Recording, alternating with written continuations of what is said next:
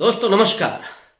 नरेंद्र मोदी की सरकार में ईडी का रोल बेहद कुख्यात हो चुका है। ईडी वहां वहां पहुंचती है जहां चुनाव होते हैं, जहां सरकार गिरानी होती है, जहां बीजेपी की सरकार बनानी होती है, वहां ईडी का हमला जारी हो जाता है।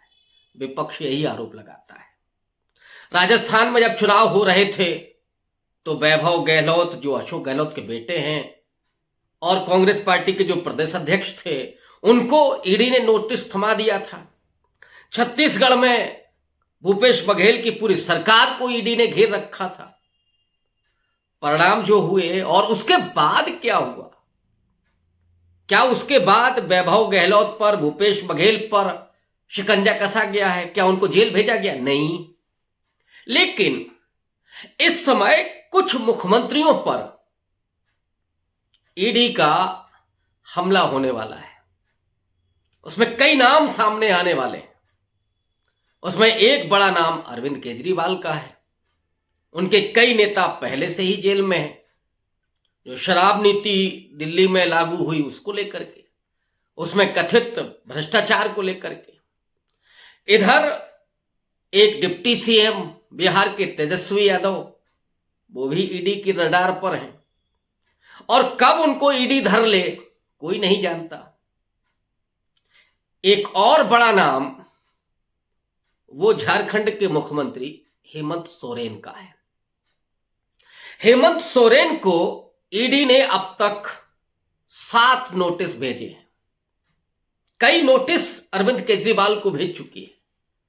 लेकिन महत्वपूर्ण यह है कि अब ईडी के नोटिस की परवाह उस तरह से मुख्यमंत्री और डिप्टी सीएम नहीं कर रहे।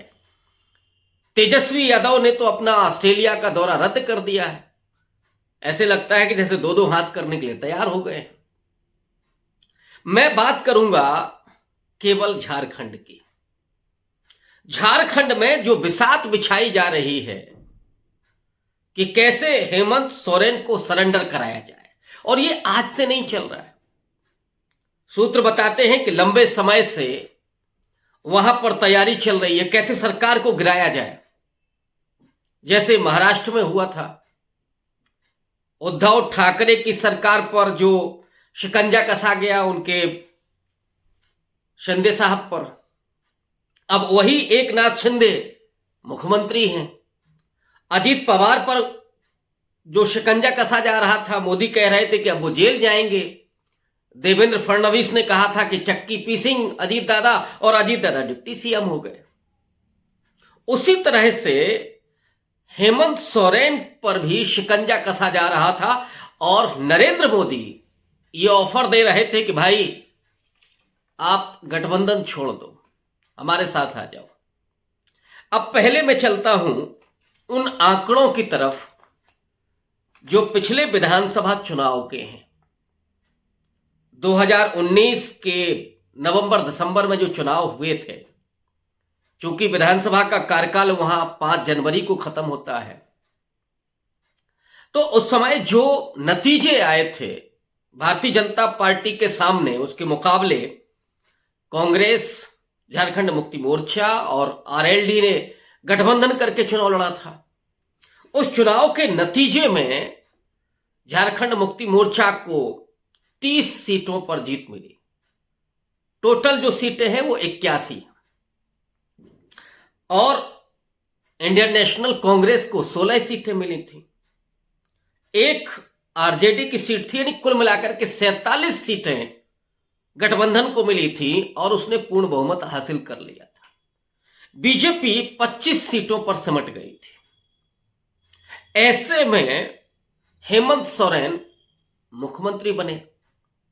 अब टीस ये है बीजेपी की कि साहब हमारी सरकार क्यों नहीं। और अमित शाह के बारे में तो कहा ही जाता है कि जहां सरकार बनती है तो वहां तो ठीक ही है, जहां नहीं बनती है तो फिर वहां डेफिनेटली बनती है। और इसी वजह से उनको चाणक्य माना जाता है। चाणक्य कहा जाता है कि कहां सरकार बनानी है, कहां सरकार गिरानी है, और फिर अपनी सरकार बनानी है।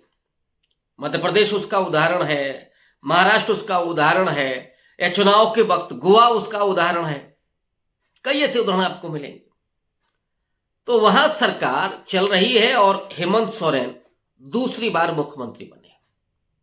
झारखंड के अगर आप इतिहास को देखें तो 15 नवंबर 2000 को झारखंड बिहार के दक्षिणी जिलों को मिलाकर के एक स्वतंत्र आदिवासी बहुल राज्य बना। लंबे समय से उसकी मांग चल रही थी और शिबू सोरेन जो झारखंड मुक्ति मोर्चा के सर्वेसर्वा थे, वो 3 बार मुख्यमंत्री रहे। दूसरी बार हेमंत सोरेन मुख्यमंत्री हुए। यानी इस सोरेन परिवार 5 बार वहां मुख्यमंत्री बन चुका है। अब जब सरकार चल रही है तो ऐसे में 2 आरोप लग रहे हैं हेमंत सोरेन पर। एक अवैध खनन का है और दूसरा जमीन घोटाले का है। जबकि हेमंत सोरेन बराबर पब्लिक के बीच में ये बात कहते रहे हैं कि हमें जबरन फंसाया जा रहा है, और सब जानते हैं कि बीजेपी की वो वॉशिंग मशीन है कि अगर आप उसमें से निकल जाएं तो आप आरोप मुक्त हो जाते हैं। अगर यही हेमंत सोरेन कांग्रेस पार्टी और आरजेडी से गठबंधन तोड़ करके बीजेपी के साथ आ जाए, यानी 30 झारखंड मुक्ति मोर्चा की सीटें और 25 बीजेपी की, तो सरकार बनाए। लेकिन बीजेपी ये चाहती है कि सिर्फ मुख्यमंत्री हेमंत सोरेन न रहे बल्कि बाबूलाल मरांडी को भी ये अवसर मिले। जाहिर तौर पर बाबूलाल मरांडी और हेमंत सोरेन आदिवासी जो वोट है उस पर प्रभाव रखते हैं। तो ऐसे में एक म्यान में 2 तलवारें कैसे हो सकती हैं जाहिर तौर पर। लेकिन जब हेमंत सोरेन गठबंधन के जरिए मुख्यमंत्री बने हैं, कोई संकट नहीं है, तो फिर वो बीजेपी के साथ समझौता क्यों कर लें। लेकिन बीजेपी, नरेंद्र मोदी और अमित शाह इस दबाव के लिए जाने जाते हैं। और जब कोई सीधे सीधे पकड़ में नहीं आता है तो फिर ईडी का चाबुक चलता है। अब इन 2 कथित भ्रष्टाचार के आरोप में ईडी अब तक उनको 7 नोटिस दे चुकी है, लेकिन 6 नोटिस का कोई जवाब नहीं दिया। ईडी ने यहां तक कहा कि आप जहां चाहें वहां हम आ जाएं पूछताछ करने के लिए, कोई जवाब नहीं हेमंत सोरेन का। और हेमंत सोरेन ने जैसे शहीद होने के लिए अपना तैयार कर लिया। जाहिर तौर पर हेमंत सोरेन पर जो ईडी की कार्रवाई होगी, अगर गिरफ्तारी होगी तो फिर उनको सिंपैथी मिलेगी। तो इस कार्ड को भी हेमंत सोरेन क्यों छोड़ना चाहेंगे। 7वीं जो नोटिस मिली है उसकी मियाद 5 तारीख को खत्म हो रही है, और इस बार शायद हेमंत सोरेन को यह आभास हो गया है कि उनको गिरफ्तार किया जाएगा, इसलिए तैयारी उसकी पहले से ही उन्होंने कर ली है कि सरकार कैसे चलेगी। खबर आई है आज के 5 तारीख को, 3 तारीख को, यानी कल गठबंधन के विधायकों की बैठक होने जा रही है। जो कांग्रेस पार्टी, झारखंड मुक्ति मोर्चा और आरजेडी के जो विधायक हैं, उस विधायक दल की कल बैठक होगी और उस बैठक में कोई बड़ा फैसला होगा।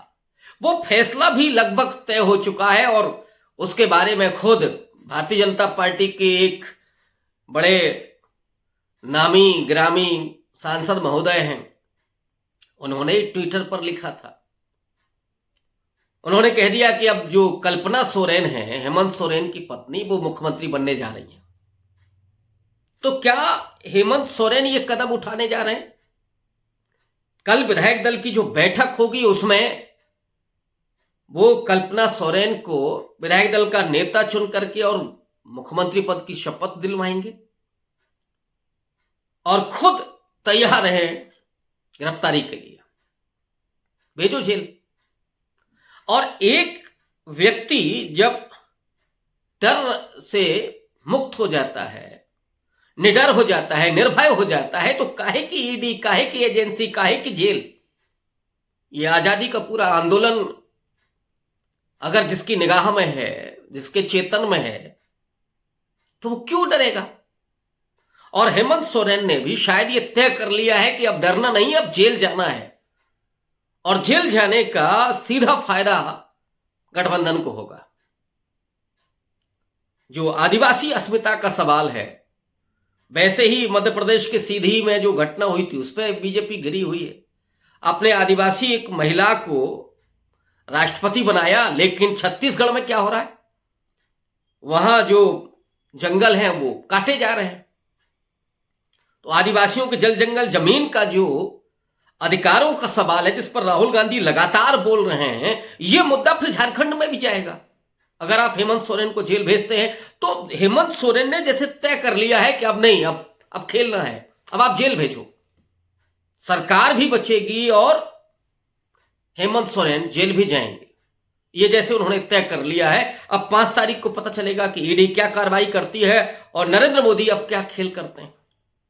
अब जरा इस पर आए कि चूंकि 1 साल का ही समय बाकी है, नवंबर दिसंबर में चुनाव होना है झारखंड में, तो ऐसे में कल्पना सोरेन का विधायक चुना जाना भी जरूरी है। 6 महीने तक तो वो बिना विधायक के मुख्यमंत्री रह सकती हैं, यानी संवैधानिक उस दायरे में।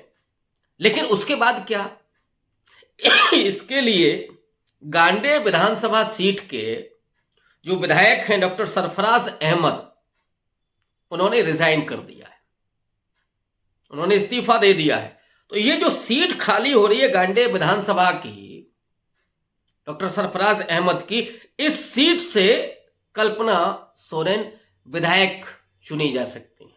यानी वहां से वो चुनाव लड़के और बाकायदा निर्वाचित विधायक होकर के वो विधानसभा में आ जाएंगी मुख्यमंत्री बनने के बाद। ये प्लानिंग पूरी हेमंत सोरेन ने कर रखी है और ऐसे में उनका जेल जाना नरेंद्र मोदी के लिए घातक साबित हो सकता है और इस गठबंधन के लिए वो एक तरह से अमृत तुल्य भी साबित हो सकता है झारखंड में, क्योंकि झारखंड में जो लोकसभा की सीटें हैं उसमें 51% वोट मिला था नरेंद्र मोदी को, और वहां पर लोकसभा चुनाव में अगर ये लहर चल गई, हेमंत सोरेन को अगर सिंपैथी मिल गई, तो आदिवासी जो बाबूलाल मरांडी को आगे करके नरेंद्र मोदी जो वोट हासिल करना चाहते हैं, आदिवासी राष्ट्रपति को लेकर के, छत्तीसगढ़ में भी उन्होंने राष्ट्रपति मुख्यमंत्री अपना बनाया है आदिवासी, लेकिन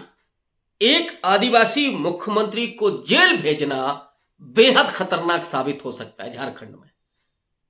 और ऐसे में नरेंद्र मोदी को मुश्किल हो जाएगा।